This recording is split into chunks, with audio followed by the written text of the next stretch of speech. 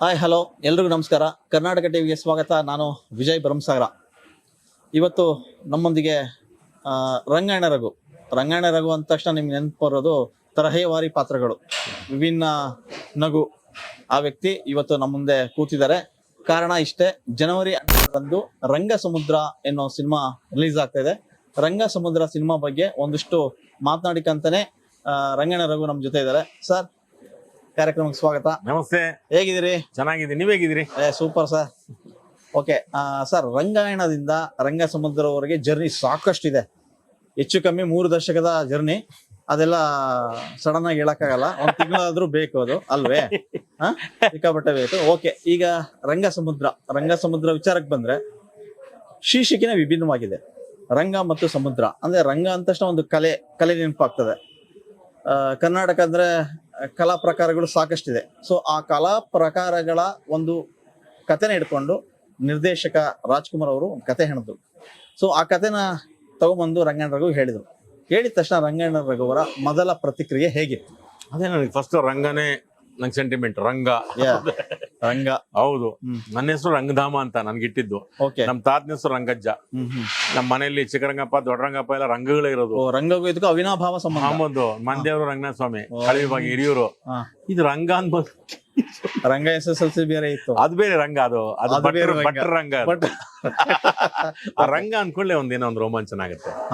ಆಮೇಲಿಂದ ನಮ್ ಗುರುಗಳು ಒಂದು ಅದ್ಭುತವಾದ ಹಾಡು ಮಾಡಿದಾರೆ, BV ಕಾರಂತರು. ರಂಗ ಒಂದೇ, ಕಂಬ ಒಂದೇ, ದೇಹ ಒಂದೇ, ದೇಗುಲ ಒಂದೇ, ಗುಹೇಶ್ವರ ನಿನ್ನ ಆಣೆ, ನಿನ್ನ ಶರಣಾರ ಆಣೆ.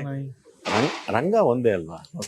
ಈ ರಂಗದು ಬೇರೆ ಬೇರೆ ತರ ಇದೆ, ತುಂಬಾ ಹಲವು.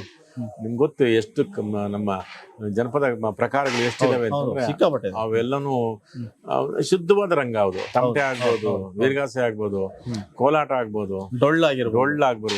ಇದು ನಂದು ಅದೇ ಡೊಳ್ಳು ನೋಡಿ. ಅದೇ ಡೊಳ್ಳು ನನಗೆ ಬಂದೆ ಅಲ್ಲಿಗೆ. ಡೊಳ್ಳು ಶುರು ಮಾಡಿ ಚೆನ್ನಪ್ಪ ಜನ.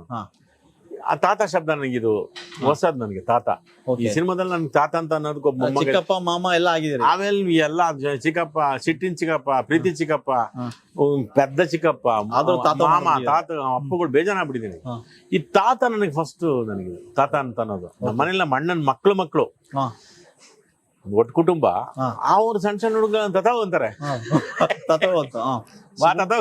ರಿಯಲ್ ಅಲ್ಲೂ ತಾತೋ ಅಲ್ಲ ನನ್ಗೆ ಅಂದ್ರೆ ಅವ್ರು ಮಕ್ಳು ಹಿಂಗ್ ಮಾತಾಡ್ತಾರೆ. ಬಾ ನನ್ ಜೊತೆ ಗೋಡ್ ಬಾ ನೋಡ ತಾತ ಅಂತಾರೆ. ನಮ್ಮ ಅಣ್ಣನ ಮಕ್ಳು ನಿರ್ಣಯ ಅಂತ ಒಬ್ಬ ಇದ್ದಾನೆ. ಅವನಿನ್ನು 1ನೇ ಕ್ಲಾಸ್ 2ನೇ ಕ್ಲಾಸು. ಆ ತಾತ ಕಿವಿ ಹಂಗ್ ಬಿದ್ದಿತ್ತು. ಇಲ್ಲಿ ಸಿನಿಮಾದಲ್ಲಿ ಬಿದ್ದಿರ್ಲಿಲ್ಲ. ಇಲ್ಲಿ ಸರ್ ನೀವು ತಾತ ಅಂದ್ರು ರಾಜ್ಕುಮಾರ್ ಅವರು. ಸರಿ ನೋಡೋಣ ಕೇಳೋಣ ಅಂದ್ಬಿಟ್ಟು ನಾನು ಕೇಳಿದಾಗ ಖುಷಿ ಆಯ್ತದು. ಈಗ ಯಾರೇ ಆಗ್ಲಿ ಅವ್ರ ಆ ಕಥೆನ ಯೋಚನೆ ಮಾಡಿದ್ದಾರೆ, ಅದಕ್ಕೆ ಸ್ವಲ್ಪ ಅಧ್ಯಯನ ಮಾಡ್ಕೊಂಡಿದ್ದಾರೆ. ಬೇರೆ ತರದ ಯಾವ್ದೋ ಸಿನಿಮಾದಿಂದ ತಗೊಂಡಿಲ್ಲ. ಇದು ಕೊರಿಯನ್ ಸಿನಿಮಾದು, ತಮಿಳ್ ಯಾವ್ದೋ ತರದ ಅಲ್ದೆ ಅವ್ರ ಪಾಪ 1 ವರ್ಷ ಕಾಲ ಅದನ್ನ ಯೋಚನೆ ಮಾಡಿ ರಿಸರ್ಚ್ ಮಾಡಿದ್ದಾರೆ. ಈ ನನ್ನ ತಾತನ ಪಾತ್ರ ಸೃಷ್ಟಿಸ್ಬೇಕಂದ್ರೆ ಈ ಅವನಿಗೊಂದು ಹೆಸರು ಚನ್ನಪ್ಪಜ್ಜ ಅಂತ.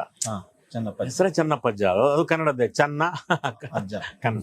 ಈ ತರದವೆಲ್ಲ ಒಂದು ಸೇರ್ಕೊಂತ ಹೋದಾಗ ನನ್ ಖುಷಿ ಆಯ್ತು. ಚೆನ್ನಾಗಿದೆಯಪ್ಪ ಮಾಡೋದು. ಇದ್ರಲ್ಲಿ ಒಂದು ಕಾರಿನ ಕತೆ ಬರುತ್ತೆ. ಒಂದು ಕಾರಿಂದು ಒಂದು ಕಲ್ಪನೆ ಏನ್ ಬರುತ್ತೆ, ಕಾರು. ಅದು ನನ್ನ ಮೊಮ್ಮಗನಿಗೆ ಸಂಬಂಧಪಟ್ಟಿದ್ದು. ತಾತ ನನ್ ಕಾರಲ್ಲಿ ಕುಡಿಸ್ಕೊಂಡು ಎರಡೂ ಬ್ಲೆಂಡ್ ಆಗಿದೆ. ನಂದು ಡೊಳ್ಳು ಅದನ್ನ ಕಲಿಸ್ಬಿಡ್ಬೇಕು ದಾವಾಂತರ ಅಂತ ಹಿಂಗ್ ಓಡಾಡ್ತಿರ್ತೀನಿ. ಅಲ್ಲಿ ಅವನಿಗೆ ಆ ಮೊಮ್ಮಗನಿಗೆ ಏನ್ ಕಾರ್ ಬಂದ್ರೆ ಜನ ಎಲ್ಲ ಹಿಂಗ್ ಗೌರವ ಕೊಡ್ತಾರೆ, ತಾತ ಕಾರ್ನ ಬಂದ್ರೆ ಜನ ಎಲ್ಲ ಬೆಲೆ ಕೊಡ್ತಾರ ಅಂತ. ಊನಲ್ಲಿ ಅದ್ರಾಗ ಬಂದ್ರೆ ಏನೋ ಮರ್ಯಾದೆ ಬೇರೆ. ನಮ್ ತಾತನ ಕುಂಡಿಸ್ಕೊಂಡು ಹೋಗ್ಬೇಕು. ಅದನ್ನ ಕಾರಲ್ಲಿ ಕುಂಡಿಸ್ತಾನೆ. ಅದ್ ಹೆಂಗ್ ಕುಂಡಿಸ್ತಾನ ಅನ್ನೋದೇ ಬೇರೆ. ಅದು ಕತೆ ನೀವು ನೋಡ್ಬೇಕನ್ನ ಸಿನಿಮಾದಲ್ಲೇ ನೋಡ್ಬೇಕು. ಹೌದೌದು.